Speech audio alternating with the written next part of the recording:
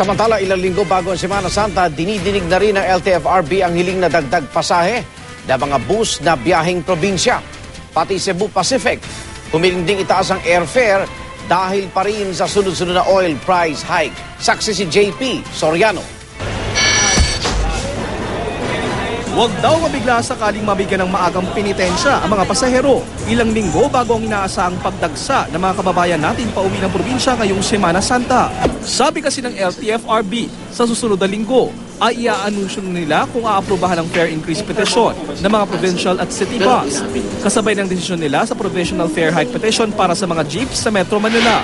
Mula 9 pesos, posibleng iakyat sa 11.50 ang minimum fare sa ordinary provincial bus para sa unang 5 kilometro. Bukod pa sa dagdag na singil sa kada kilometrong takbo nito. Mula 35 pesos, 60 pesos naman ang petisyong minimum fare ng mga aircon provincial buses para sa unang 26 na kilometro. Ang mga ordinary bus sa Metro Manila naman, nais nang gawing 14 pesos ang kasalukuyang 9 pesos na minimum na pasahe. 17 pesos naman ang hiling para sa mga de-aircon mula sa kasalukuyang 11 pesos. Hindi pa tiyak kung pagbibigyan ang mga hiling. Pwede ring mas mababa doon. Binabanditin na namin yung figures. Ipinagpaliban ang paglalabas ng desisyon ngayong araw dahil kailangan pa raw pag-aralan ang magiging epekto ng taas pasahe sa ekonomiya.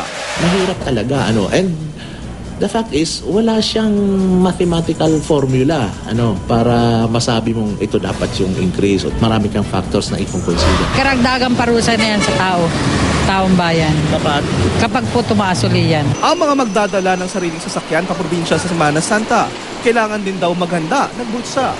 Wala pa rin kasing katiyakan na pepreno na ang taas presyo ng mga produktong petrolyo. Tatlo to yung posibilidad. Pwedeng pababa, pwedeng paakyat, or pwedeng maintain. Pati mga nagbabalak bumiyahe sa kanya eroplano, pinaghahanda na rin. Ang Cebu Pacific halimbawa, nagpetisyon sa Civil Aeronautics Board na dagdag sa fuel surcharge. Didinggin ito mahigit 1 linggo bago ang Holy Week. Ako si JP Soriano, ang inyong saksi.